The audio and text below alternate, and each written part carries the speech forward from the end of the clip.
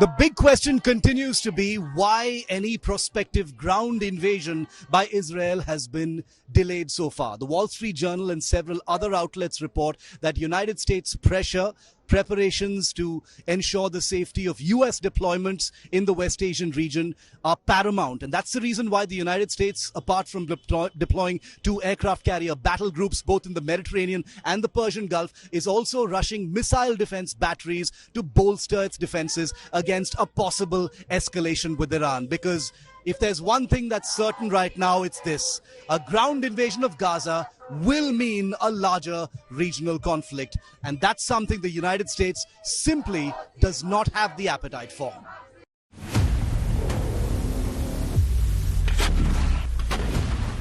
Tanks rolling into Gaza. Non-stop air raids to punish Hamas. Massive troops deployment. And incursions into Gaza and West Bank. The formidable Israeli war machine is ready for a full-scale invasion of Gaza. But the all-out offensive is under hold. Israel, under immense US pressure, has decided to put brakes on its plan to invade Gaza Strip. The move is aimed at giving precious time to the US to deploy missile defense for its troops and bases positioned in West Asia.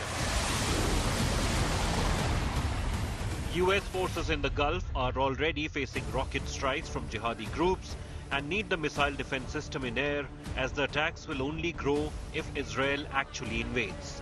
United States is hurrying to deploy nearly a dozen air defense systems to the region to protect US troops deployed there.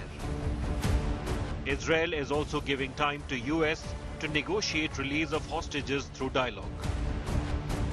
There's a great deal of conjecture about whether Israel would have gone in earlier, because apart from US pressure itself, let's not forget that the main reason why a big typical ground invasion of the kind that Israel has done in the past is difficult at this time is because of the scale of this hostage crisis. The fact that Hamas has garnered a kind of military level capability in terms of both offense and defense, as it is demonstrating right now. All of these are considerations for Israel. Despite holding off the ground offensive, Israel is relentless in its attacks. Israeli tanks and armored columns are regularly staging surgical attacks inside Gaza after incursions.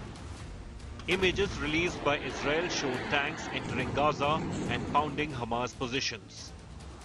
The IDF tank and infantry struck numerous terrorist cells, infrastructure and anti-tank missile launch posts. Israeli PM Netanyahu detailed Israel's objectives from the current mission. I will not elaborate on when, how, or how many. I will also not elaborate on the various calculations we are making, which the public is mostly unaware of. And that is how things should be.